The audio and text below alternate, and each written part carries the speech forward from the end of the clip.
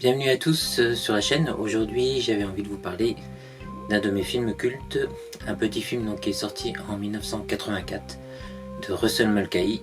C'était son premier film et c'était un coup de maître. Il s'agit de Razorback. Comme d'habitude j'ai fait un petit montage. À ceux que ça plaira, n'hésitez pas à me le faire savoir. Un petit pouce ou un petit commentaire, ça fait toujours plaisir.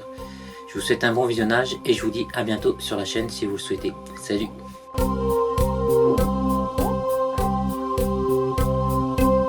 En 1984, le nom de Russell Mulcahy est plutôt synonyme de réalisateur de clips outrageusement visuels et créatifs. Il a en effet mis en scène un nombre conséquent de groupes et d'artistes tels que Duran Duran, Culture Club, Spandau Ballet, Elton John ou Kim Carnes. Autant dire qu'il est responsable d'une grande partie de l'imagerie des années 80. C'est alors que le producteur Al McElroy lui propose la réalisation d'un film de monstre après avoir découvert que ce génie visuel était australien comme lui. Un genre pas très populaire en Australie, plutôt habitué aux films d'auteur.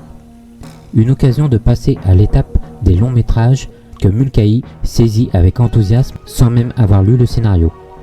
Le film sera essentiellement tourné à Broken Hill avec quelques scènes réalisées à Sydney pour suggérer New York et pour les intérieurs.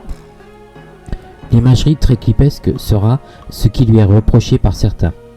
La magnifique photo est de Dean Semler qui a apporté ses lumières sur le deuxième volet de Mad Max et plus tard sur Danse avec les loups pour lequel il recevra un Academy Award de la meilleure photo.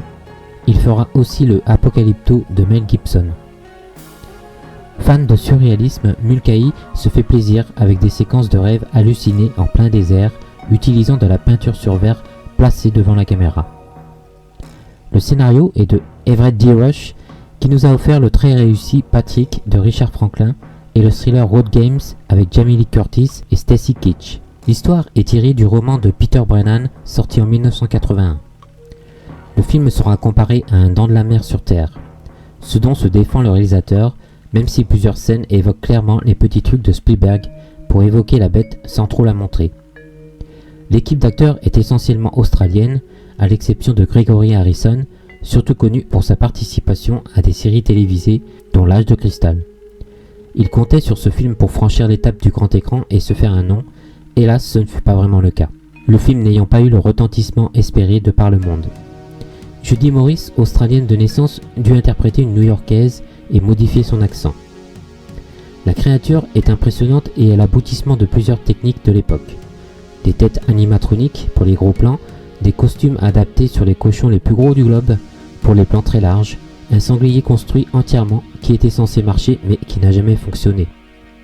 On l'a mis sur des rails pour figurer la célérité rageuse de la bête.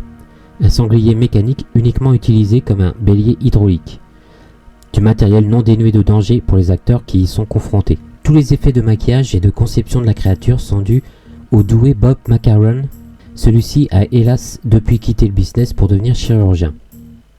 Selon Mulcahy, le producteur Al McElroy a été un des premiers à laisser un réalisateur de clips gérer un tournage de long métrage. Le monstre n'est pas le seul danger de ce long métrage singulier. Nous faisons la connaissance de deux locaux chasseurs de kangourous et travaillant dans un abattoir.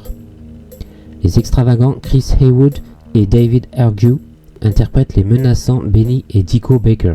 L'imprévisible David Argue, venu du cirque, donnera du fil à retordre au vétéran Bill Kerr, le vieux chasseur Jake Cullen, dont le petit-fils a été tué par le sauvage sanglier. En effet, ce dernier plutôt traditionnaliste se retrouvait désarçonné par les improvisations du jeune acteur. Mulcahy arrondira les angles. Il revenait d'ailleurs de son pays natal après une absence de 6 années.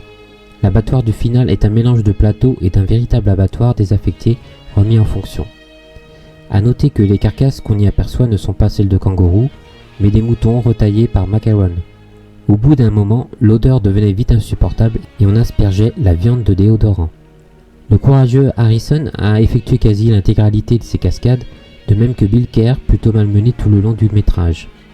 Petite anecdote amusante, l'actrice Arkie Whiteley, qui joue Sarah Cameron, ayant au préalable refusé de se montrer nue sous la douche, a finalement changé d'avis quand le malin Bob McCarron lui a dit qu'on avait trouvé une doublure qui malheureusement avait un peu de cellulite sur les fesses. La connexion avec Massacre à la tronçonneuse n'est peut-être guère surprenante quand on sait que le réalisateur était un grand fan du film.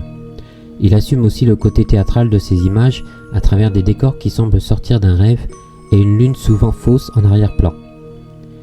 Certains lieux de tournage sont ceux du Mad Max de George Miller. A noter que Bob McCarron était quelque peu déçu qu'on ne voit pas le sanglier autant qu'il aurait souhaité. Des scènes gore ont été supprimées, mais le film reste dérangeant. Sans doute davantage pour ce duo diabolique des deux frères psychopathes. Même si le sanglier a tout de même à son actif un bébé, un vieil homme et une jeune femme. Le film conserve sa puissance cauchemardesque. La musique du songwriter Iva Davis y contribue grandement. Ce, dès la scène du début. A noter qu'il fut un des premiers utilisateurs de samples, dont le procédé, affirme-t-il, a été inventé en Australie. Le film, hélas, ne fut pas très bien accueilli, surtout en Australie, peut-être à cause du portrait que dresse Mulcahy des gens de l'Outback, et aussi au peu d'intérêt pour le genre fantastique à l'époque. Il a eu un peu plus de succès aux USA, mais là aussi les avis étaient partagés. En France, l'accueil a été plus chaleureux, peut-être grâce à sa présence au festival d'Avoriaz, où le réalisateur a été nominé. Dean Semler a tout de même remporté un Australian Film Institute Award pour sa magnifique photographie, et William M. Anderson pour son montage. Le film, à mon sens, n'a pas pris une ride, même si son visuel est très ancré années 80. Les personnages demeurent intemporels et le mystère reste entier sur l'origine du Razorback.